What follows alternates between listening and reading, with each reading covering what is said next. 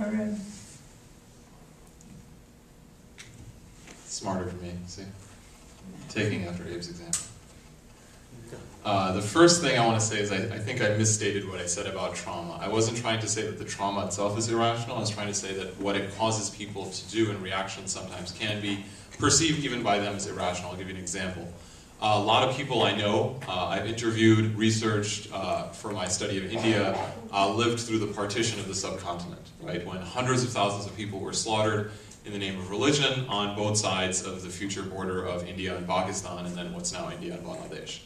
Now, many of those people will tell you, I know that every Muslim or every Hindu or every Sikh is not to blame for what happened, but in my heart, I still can't help but feeling a certain way when I see someone of that faith.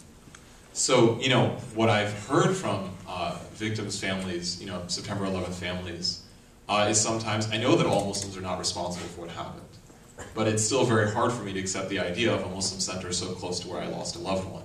I'm not saying that it's irrational, I'm saying that they can perceive that there is a distinction, and yet emotionally it's very difficult to overcome that kind of pain. I'm not saying that's an irrational thing to do, I'm saying that emotions themselves can't be subjected to a definition of rationality. The second point, that Muslim leaders in this country have to do more, I think you could say that about leaders in this country generally. Most people in this country are pretty fed up with their leaders. We're just about ready to vote out every incumbent we can find, except for Andrew Cuomo, who seems to be chilling. But other than that, people are just in a mood to get rid of whoever is there. They feel let down.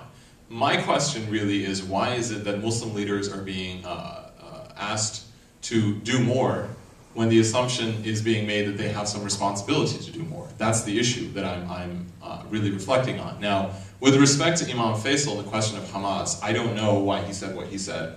I don't go to his mosque. He's not my imam. But I can venture a guess. I don't know if I agree with it, but I think that it may have something to do with his work for the State Department. That he sees himself as being something of a peacemaker, advancing U.S. foreign policy objectives through his own connections and personal connections in the Muslim world. And perhaps he thinks that if he doesn't say anything about these groups, that in the long run it'll be of benefit to the U.S. because it'll create backdoor diplomacy. That if they know there's someone they can talk to when the going is rough, then maybe that's of advantage. In the same way that the Iranian government, which we have no relations with, has interest sections in embassies of countries that we do have relations with. With respect to the issue of Hamas more generally in Muslims, I'll tell you why a lot of Muslims refuse to condemn Hamas. Because we don't want to be made held responsible for Hamas. Why should I condemn a group that I have nothing to do with? Should anyone who's white condemn Nazism? Sure, yes. Okay, but should they be asked to and then held to that standard if they fail to? Not a big deal at all. Sure, yeah.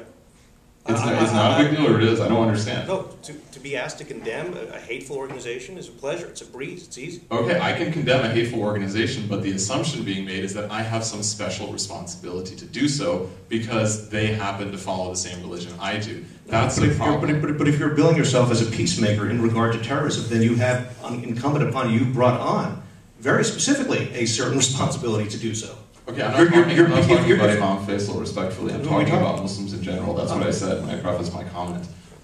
What I said is that for many Muslims, the hesitancy is that they are being made lumped into one group. And for anyone who's been on the receiving end of racial discrimination, people who are seen as different or as other, that can be very problematic. I'm not saying it's right. I'm not saying it's a good thing. I'm not saying that I would tell someone to do that, but I'm saying this is why it's emotionally hard for people, because they're afraid that people will then turn to them every single time some Muslim does some stupid or vile thing, and Muslims do stupid and vile things. And I think that's the fear. And so I think what's happening in Muslim discourse is that Muslims become hesitant to speak up because they're afraid that they're going to be lumped into that discourse. Now, I agree with you that people shouldn't feel hesitant to speak out against hate groups. I think that this is why you see this hesitancy. I think that people are afraid that if they speak out, they'll be expected to speak out on every issue, and then eventually the assumption will be that they have to apologize for it. And I'll give you a very brief example. I know I have very little time, so I'll just give you a very brief example. Newt Gingrich compared the building of Park 51 to a number of things. And he said an example that, how did he phrase it? That there shouldn't be this center until there's a church in Mecca. And, you know, again, many of the people who critique that comment said we should not, as Americans, allow ourselves to be subject to the standards of Saudi Arabia when it comes to religious freedom. I agree 100%. But what was interesting is the assumption that American Muslims could have some effect on what Saudi Arabia does. I mean, the citizens of Saudi Arabia don't even decide Saudi Arabia's religious policy, right? Because Saudi Arabia is not even a democracy for Saudi Arabians. It's, you know, so the point being that why do Muslims get lumped into this universal category of foreigners? Why is it so easy for someone to say, well, until the Saudis do this, you here can't do that? And I think that's what Muslims get concerned about, and that's why sometimes they're hesitant to speak out. Do I think that they should speak out? I totally agree with you. I think they should. I think they should do more, and I said earlier on that Muslim leaders have not done a very good job of reaching out. But, you know, again, I don't think that we should take one person to be representative of Muslim leaders across the country, generally. Jeff made a very important point. Look, if this is all about dialogue and getting to know each other more and finding out more about each other, I think there's an inherent contradiction that was just revealed. Is the idea to talk to each other and find out what each other are about? If it is, then when someone says, what do you think of Hamas? To say, why would you, who are you to ask me? Why are you lumping me in? I'm not going to answer that. Then what are we talking about? I thought the point was to find out where we all stand on these things. You can't have it both ways. If you want to have a dialogue, let's have a dialogue. And if you want to briefly respond, then we're going to turn to the audience. What I'm trying to clarify is that it's difficult for people to talk to each other because they often don't see where the other is coming from.